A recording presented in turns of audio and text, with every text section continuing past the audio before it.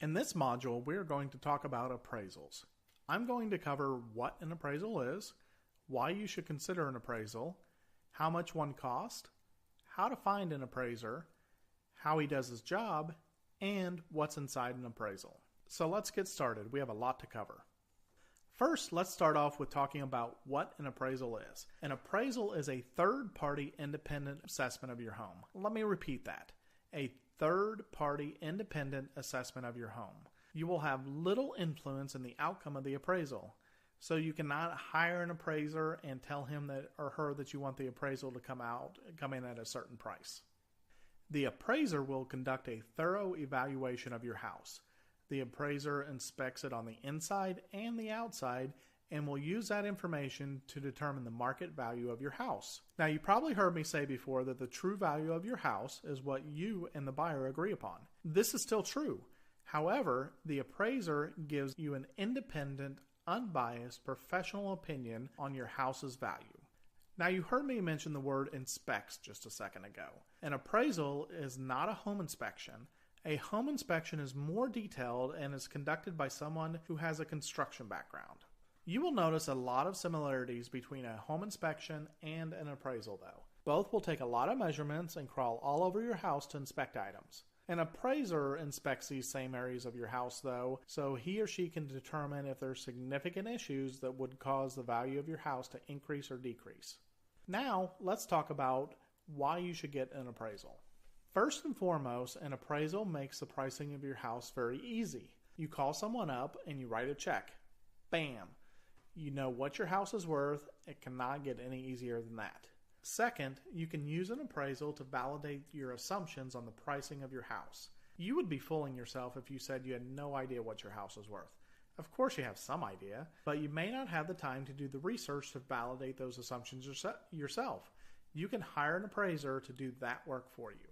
An appraisal also serves as a great anchor for your house price. You've heard me talk about anchors before and how they can influence your buyer's counteroffer. Having a third party putting a price or value on your house can help solidify that anchor in your buyer's mind. Your appraisal is also a great marketing tool. If you're pricing your house at the appraised value or just below it, you can then advertise that your house is priced at or below the appraised value. Lastly, the appraisal removes risk for the buyers. Anytime you're buying a house, you're always worried about overpaying for that house. If I'm the buyer and I know you have an appraisal on the house, I know that I'm not overpaying, and that makes me feel more at ease and more willing to make an offer on your house. Okay, these are the 5 reasons to get an appraisal. Let's review them.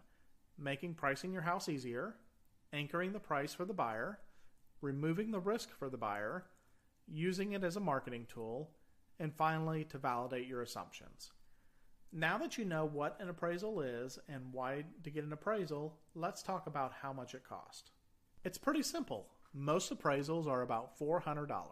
Some could be a little cheaper, maybe $350, or some could be a little bit more expensive, up to $500. If you're in a small town, inside the city limits, in a suburban area, or even in a city, in most cases it will be right around $400.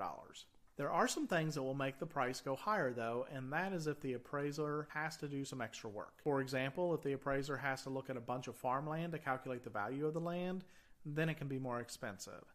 If you have a lot of land and the appraiser has to take those measurements, it's going to cost you more money. Long story short, budget $400 for an appraisal, and if you're quoted more than that, ask for a discount. Next, let's talk about how to find an appraiser. As always, the best way to find an appraiser is through referrals. At this point, you should have hired a real estate attorney, so I would recommend asking that attorney for recommendations. Don't be surprised if your attorney has none, because it's pretty rare that the appraisers and attorneys interact with each other during the process. But it's worth asking. I was able to get one from my attorney. If your attorney cannot provide someone to you, then ask your friends or family. If they can't either, then I'd recommend going to www.appraisalinstitute.org.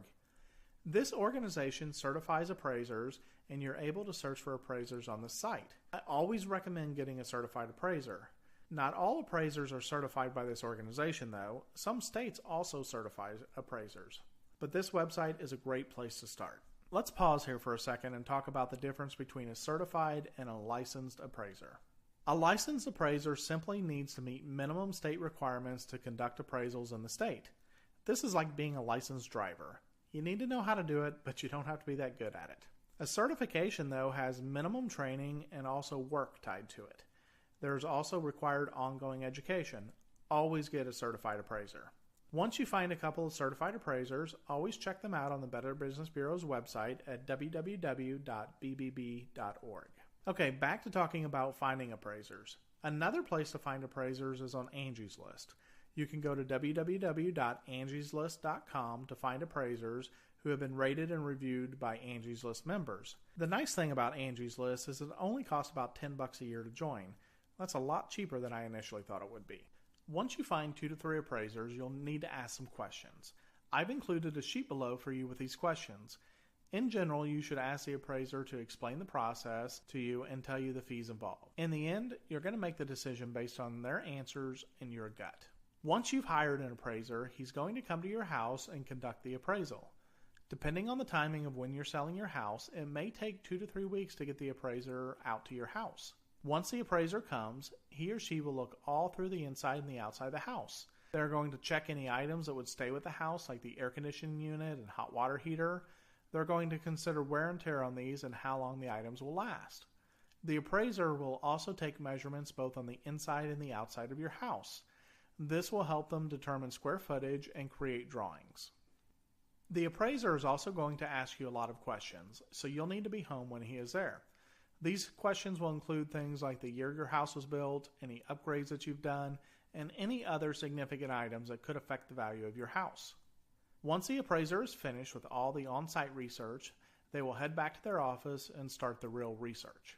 This is where your appraiser will start finding houses that are similar to yours and work out the calculations on the differences. About 2 to 3 weeks after the appraiser visits your home, he will send you a report. Make sure to ask for it in both paper form and PDF form. The reason you want both is so you can make more copies in the future to give to prospective buyers. This is going to be a great marketing tool for you down the road.